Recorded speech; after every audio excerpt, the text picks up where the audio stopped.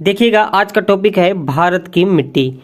मिट्टी के अध्ययन को पोडोलॉजी कहते हैं और इसे हिंदी में मिट्टी विज्ञान बोलते हैं। भारतीय कृषि अनुसंधान परिषद ने हमारे भारत की मिट्टी को 8 भागों में बांटा है। ये 8 इस प्रकार हैं, आपको एक बार ध्यान से देखना है।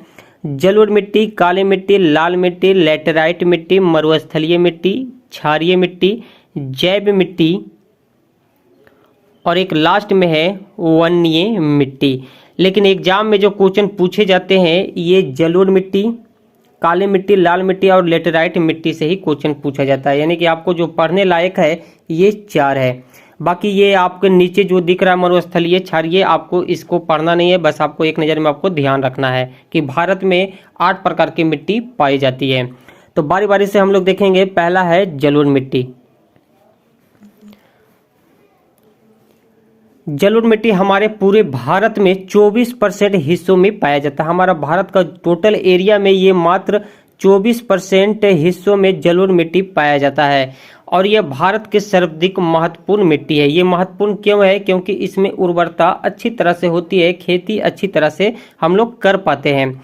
ये नदियों द्वारा लाई गई मिट्टी होती है जिसमें पोटास अधिक मात्रा में होता है। पोटास अधिक मात्रा में होने के कारण इसकी उर्वरता बढ़ जाती है। ये 2 प्रकार के होते हैं। जलोढ़ मिट्टी 2 प्रकार के होते हैं। पहला है बांगर और दूसरा है खादर। यहाँ से आपका क्वेश्चन पूछता है ये पुरानी मिट्टी है या फिर नई मिट्टी है। बांगर जैसे क्वेश्चन पूछेगा, बांगर नई मिट्टी या पुरानी मिट्टी, तो आपको यहाँ पे ध्यान रखना है कि बांगर पुरानी जलोढ़ मिट्टी है और खादर आपकी नई मिट्टी है। देखिए, जब आपसे पूछा जाएगा बांगर नई मिट्टी है या फिर पुरानी मिट्टी, तो आप अगर आप एग्जाम में बैठे हुए ये क्वेश्चन आपके स्क्रीन पे दिख रहा है तो हम 80% या 70% बोलते हैं कि दोस्तों आपको कन्फ्यूजन हो जाएगा। आप उस टाइम कंफ्यूज हो जाएंगे कि नई मिट्टी या फिर पुरानी मिट्टी। मारिएगा तो आप जरूर, पक्का मारे, छोड़िएगा तो नहीं, लेकिन आपका कंफ्यूजन रहेगा कि ये सही गया या फिर गलत गया। तो दोस्तों अगर आप रिलेट कर लेते हैं चीज़ों को तो कंफ्यूजन मात्र 5% या 10% ही रह जाएगा। तो जैसे देखिए, आपके टोला मोहल्ला में जो भंगार वाला आता है, भंगार वाला क्या करता है, आपकी पुरानी चीज़ों को खरीदता है। आपके घर में जो भी है, लोहा, लक्कड़, कॉपी, किताब, जितनी भी पुरानी चीज़ है यूजलेस, आप उसे बेच देते हैं भंगार वाले के पास। तो भंगार वाला क्या करता है, आपका पुरानी चीज़ों को खरीदता है। तो भंगार से आप बंगर बता सकते हैं। बंगर, बंगर, भंगार, बंगर, भंगार, पुरानी, यानी कि भंगार वाला आपका पुरानी चीज़ों को, भंगार वाला आपको पुरानी चीज़ों को खरीदता है, तो बंगर यहाँ पुरानी हो गया है। तो भंगार, बंगर, पुरानी चीज़, यानी कि भंगार बंगर पुरानी चीज़ को खरीद रहा है। तो जब भी ये क्वेश्चन आएगा आपके सामने तो भंगार से आप डायरेक्ट कहिएगा, बंगर से आप डायरेक्ट समझिएगा कि भंगार वाला आया है, यानी कि पुरानी चीज़ों को ये ले जाएगा मेरे घर से, अगर हम इसे बेचते हैं तब। तो भंगार से पुरानी जलोढ़ मिट्टी, ऐसे आप रिलेट कर सकते हैं। बाकी आप किसी और कोई और भी आप ट्रिक लगा सकते हैं जो आपको अच्छा लगे, मतलब सिर्फ याद रखना है। और जब ये छटा जाएगा तो खादर सिर्फ बचा, तो ये तो ऑटोमेटिक फिर नई मिट्टी हो जाएगी। जलोढ़ मिट्टी में उर्वरता के दृष्टिकोण से सबसे अच्छी मिट्टी मानी जाती है, ये मैंने पहले ही बता चुका हूँ। इसमें आप गेहूं, मक्का, दलहन आदि आप इसमें खेती कर सकते हैं, आदि चीज़ों का। जैसे गेहूं, मक्का में आपका, दलहन में आपका आ जाता है दाल से रिलेटेड चीज़ें, जैसे राहड़, मसूर, बूट का दाल, इसमें आप दलहन में आप ले सकते हैं। आगे है काली मिट्टी। काली मिट्टी, इसका निर्माण बेसाल्ट चट्टानों के टूटने एवं लावा प्रवाह से होता है। काली मिट्टी कहाँ से आता है? तो बेसाल्ट चट्टान एवं लावा प्रवाह से आता है। इसमें चूना, मैग्नीशियम, एल्युमिनियम अधिक मात्रा में पाया जाता है। इसमें चूना, मैग्नीशियम, यानी कि इसे शॉर्ट में Mg लिखते हैं, जिसका एटॉमिक नंबर 12, एल्युमिनियम का सिंबल होता है Al, इसका एटॉमिक नंबर 13 होता है, इसमें अधिक मात्रा में पाया जाता है। काली मिट्टी काली ही क्यों होती है, ये लाल क्यों नहीं होता या फिर किसी और कलर का क्यों नहीं होता है? तो इसका एक ही रीजन है कि इसमें टिटेनी फेरस मैग्नेटाइट पाया जाता है। टिटेनी फेरस मैग्नेटाइट पाया जाता है, जिसके कारण ये मिट्टी काली होती है। काली मिट्टी में कार्बनिक पदार्थ अधिक मात्रा में पाया जाता है। काली मिट्टी को एक और नाम से जाना जाता है जिसे हम लोग कहते हैं रेगुर मिट्टी।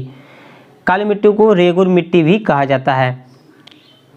काली मिट्टी में कपास की जो खेती है बहुत अच्छी तरह से होती है, इसलिए इसे ब्लैक कॉटन मिट्टी भी कहते हैं। एग्जाम में पूछेगा कि ब्लैक कॉटन मिट्टी किस मिट्टी को कहते हैं, तो आपको वहाँ पर रेगुर दे दे या फिर काली दे दे। रेगुर और काली दोनों एक ही चीज़ है, तो कन्फ्यूजन नहीं होना है, काली दे या फिर रेगुर। काली मिट्टी हमारे महाराष्ट्र में, पूरे भारत में महाराष्ट्र राज्य में अधिक मात्रा में पाया जाता है, वहाँ पे आपको ज़्यादा देखने के लिए मिलेगा। नेक्स्ट पॉइंट है लाल मिट्टी। इसका निर्माण जलवायु परिवर्तन की वजह से कायांतरित शैलों यानी कि पत्थरों के विघटन यानी कि टूटने से होता है। लाल मिट्टी का निर्माण जलवायु परिवर्तन की वजह से कायांतरित शैलों के विघटन यानी कि टूटने से होता है।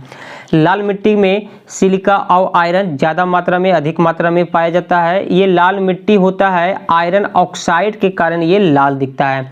लाल मिट्टी लाल दिखता है, आयरन ऑक्साइड इसमें पाया जाता है, जिसके कारण ये मिट्टी लाल दिखती है।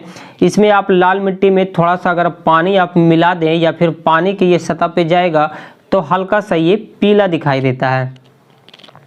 नेक्स्ट पॉइंट में आपको ध्यान रखना है कि ये उर्वरता विहीन होता है, इसमें आप खेती अच्छी तरह से नहीं कर सकते हैं। इसमें आप कपास, दाल, देखिए कपास इसमें हल्का फल्का होता है, लेकिन काली मिट्टी में कपास के लिए वो फेमस है। दाल आप और मोटे अनाज इसमें आप उपजा सकते हैं। अच्छी खासी खेती नहीं होती है, हल्का फल्का आप खेती कर सकते हैं, क्योंकि ये उर्वरता विहीन होती है। इसमें आप अच्छा खासा इसका अनाज आप उत्पादन इससे, इस मिट्टी से नहीं कर सकते हैं। उर्वरता बढ़ाने के लिए इसमें चूना का उपयोग किया जाता है। अगर इसमें आप उर्वरता बढ़ाना चाहते हैं तो इसमें आप चूना मिलाइए, तो इसकी उर्वरता कुछ हद तक ठीक हो सकता है। लाल मिट्टी किस क्षेत्र में पाया जाता है, तो लाल मिट्टी हमारे भारत के आंध्र प्रदेश राज्य और तमिलनाडु में ज़्यादा देखने के लिए मिलेगा, इसलिए उधर खेती भी अच्छी तरह से नहीं होती है। नेक्स्ट पॉइंट है लेटेराइट मिट्टी। ये मिट्टी लाल और खुरदरी होती है। लेटेराइट मिट्टी लाल भी दिखेगी और खुरदरी भी दिखेगी। शैलों यानी पत्थरों की टूट फूट से इसका निर्माण होता है। लाल मिट्टी का निर्माण शैलों यानी कि पत्थरों के टूट फूट से इसका निर्माण होता है। कृषि के लिए उपयोगी नहीं होता है, इसमें आप कृषि नहीं कर सकते हैं। हाँ, इसमें अगर आप करना चाहते हैं तो इसका उपयोग मकान निर्माण में हो सकता है। अगर आप इसका उपयोग करना चाहते हैं तो मकान निर्माण में आप कर सकते हैं। इस मिट्टी में अगर आप कुछ उपजाना चाहते हैं तो चाय आप उपजा सकते हैं, इसमें चाय की खेती आप कर सकते हैं। तो कृषि के लिए उपयोगी नहीं होता है, इसका उपयोग मकान निर्माण में होता है। मकान निर्माण के लिए अगर आप घर बना रहे हैं तो आप ऊंचा करना चाहते हैं तो आप इस मिट्टी दे के, या फिर जहाँ पे रोड बन रहा है तो आप देखते होंगे रोड पे पहले मिट्टी देता है जिसमें पत्थर अधिक मात्रा में मिला हुआ रहता है और लाल लाल दिखता है, उसे ही लेटेराइट मिट्टी कहते हैं। ये मिट्टी मलावर तटीय क्षेत्रों में प्रमुख रूप से पाई जाती है। लेटेराइट मिट्टी में चाय की खेती आप कर सकते हैं, इसके अलावा आप इसमें कुछ भी उपजा नहीं सकते हैं, इसमें आप कुछ भी खेती नहीं कर सकते हैं। तो ये मिट्टी से रिलेटेड कुछ इंपॉर्टेंट फैक्ट्स हैं। अगर दोस्तों आपको ये वीडियो पसंद आया हो तो आप लाइक कीजिएगा या सब्सक्राइब कीजिएगा, ये आपके ऊपर डिपेंड है।